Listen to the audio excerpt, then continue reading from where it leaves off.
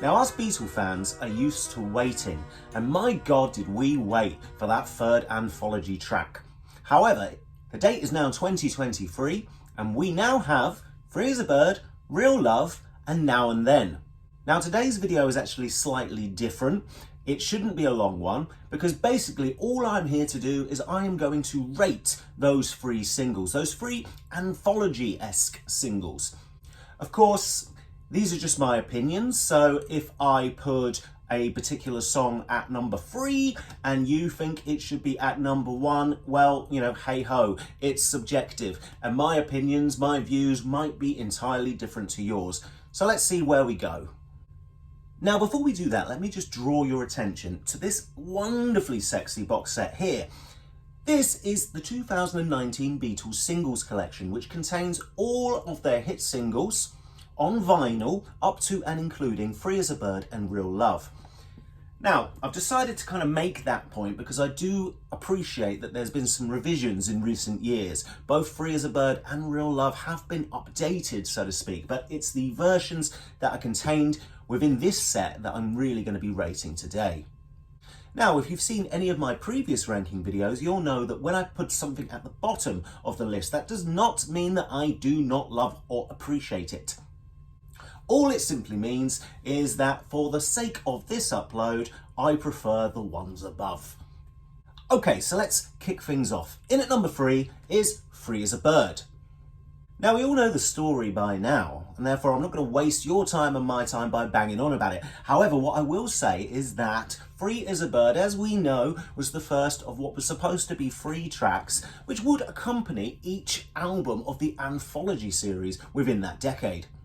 And in many ways, Free as a Bird is actually the one track that I feel that all 4 Beatles are the most involved in. Now, if I was ranking these 3 songs based on the individual contribution of each Beatle, then Free as a Bird might be top of my list. And the reason for that being that all 4 members technically had something to contribute. Paul McCartney, for example, contributed 2 lines to a phrase originally written by John Lennon that was unfinished.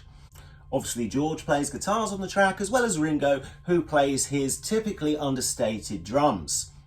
Now, why have I put it last, you might ask? Well, the issue for me is that the song doesn't really go anywhere past the 1 minute and 30-second mark.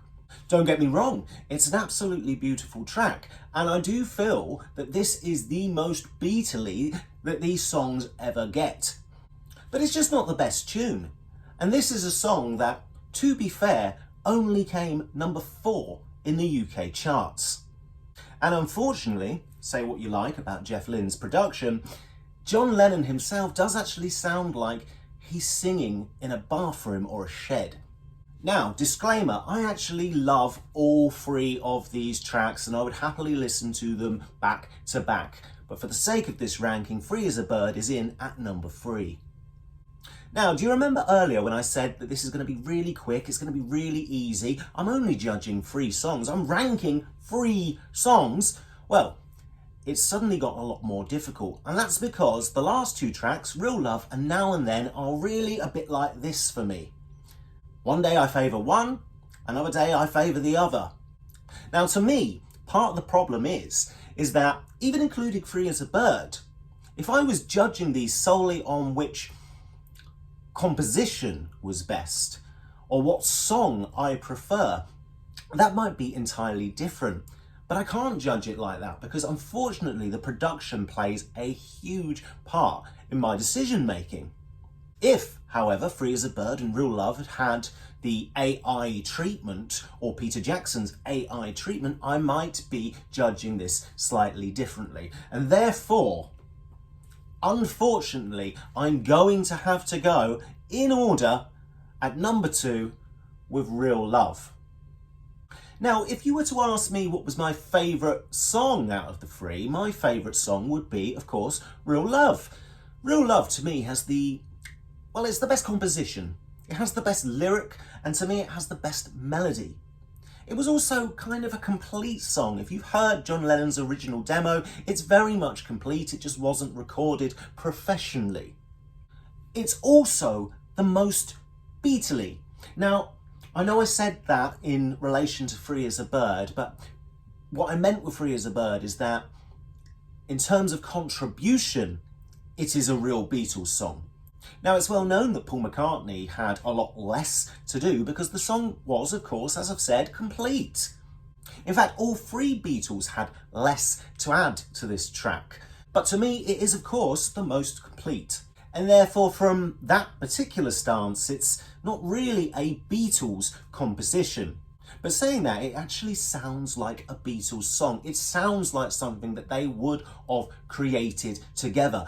Not, whereas in the case of the other two, a John Lennon track, a John Lennon solo track that's been picked up and fixed by the other three.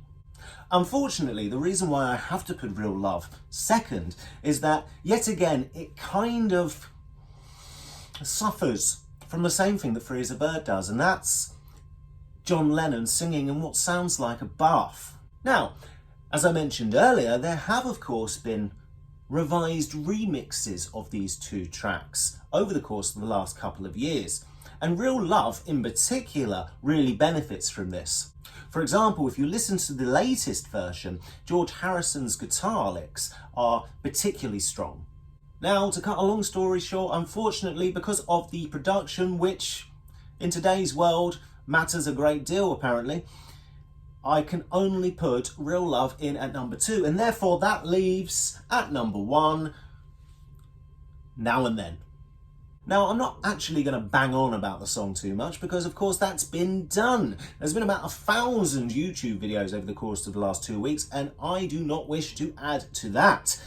Now, regardless of whether or not you actually think it's lyrically worthy or worthy of being called a Beatles composition, well, I mean, let's not even go there.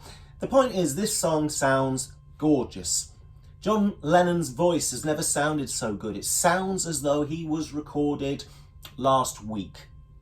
Every instrument adds something to this mix, and of course the inclusion of strings, which I've mentioned in a previous video, I felt adds something almost Sgt. Peppery about the actual track.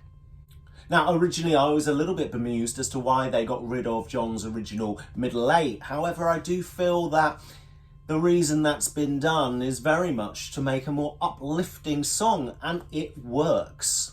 In fact, Now and Then is the closest that we're ever going to get to having the Beatles back. And they are, of course, at number 1 as I speak. Now and Then is a gorgeous song. It is wonderful. But again, going back to this point that I keep making is that contribution is king in terms of me considering what is really Beatle worthy. Now, I can hear some of you purists out there thinking of The Ballad of John and Yoko, or Opla Dee, Opla Da, or Maxwell's Silver Hammer, all these various songs that didn't include all 4 Beatles. But they're still Beatles tracks, right? Yeah, of course they are. And it's not as though all 4 didn't play on this track. They did. I'm just slightly upset, and it's nobody's fault, that unfortunately we couldn't have a slide guitar solo from Mr. George Harrison himself. But let's not get into that, because unfortunately there's only one thing you could do for that, and that's to use more AI. One final fault: this would have been an entirely different ranking video if, of course, these 3 tracks had all been produced here and now, and not now and then.